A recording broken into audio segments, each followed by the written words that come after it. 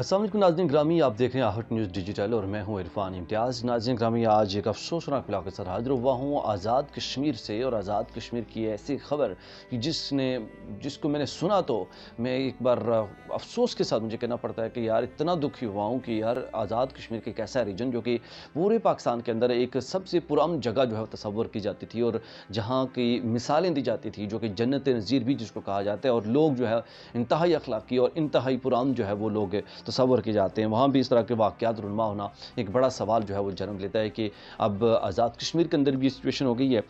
जी, चढ़ोई के मुकाम पर ये वाक़या रुनमा हुआ है, और चढ़ोई में ये वाक़या ये रुनमा हुआ कि अगवा के बाद जो है वो कत्ल कर दिया गया एक शख्स को, और मकतूल की लाश को उसके बाद फिर उस संगदिल कातिल ने ना सिर्फ उसको कत्ल किया, बल्कि कत्ल करने के बाद उसने उसकी लाश को अपने ही घर के सहन में उसको दफना दिया, वो खोद के वहाँ पे नीचे उसको दफना दिया।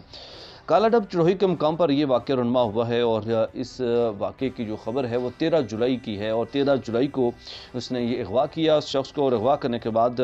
सैयद कैसर बादशाह जिसका ताल्लुक जो है वो काला डब से है, उसको अगवा किया, और अगवा करने के बाद उसको अपने घर के सहन में उसको जो है वो उसने दफना दिया। 22 जुलाई को कातिल के घर के सहन से मिली है, और उस दौरान क्योंकि आज पुलिस राय के मुताबिक पुलिस की जानब से कहा गया है कि राजा फारूक साकन पिलाखिल राजगां जिसके घर के सहन से जो है वो उसने मदद की बेसिकली, और उसने मदद करते हुए वहाँ तक पहुँचाया पुलिस को, और पुलिस ने जब वहाँ पर रेड किया तो वहाँ से लाश जो है वो बरामद की गई है, और उसने अहम किरदार अदा किया मकतूल की लाश को जो है वो सहन से निकालने में। अब इस पर कुछ भी कहना कबल अज़ वक्त होगा कि क्या इनकी कोई पुरानी दुश्मनी का ये शाखसाना है या कुछ और। इसमें जो भी अपडेट होगी हमारी कोशिश होगी कि हम आप तक जो है वो सबसे पहले पहुँचा सकें, और इससे जुड़ी हर एक खबर को आप तक पहुँचाएँ, ताकि आप भी लम्हा ब लम्हा बदलती सूरत हाल से अपडेट रह सकें। बिलखुसूस हमारी कोशिश होगी कि आज़ाद कश्मीर के अंदर चूँकि अब इलेक्शन का दौर भी है, तो जो भी सियासी तौर पर अपडेट होगी हम वो भी कोशिश करेंगे आप तक जो है वो हल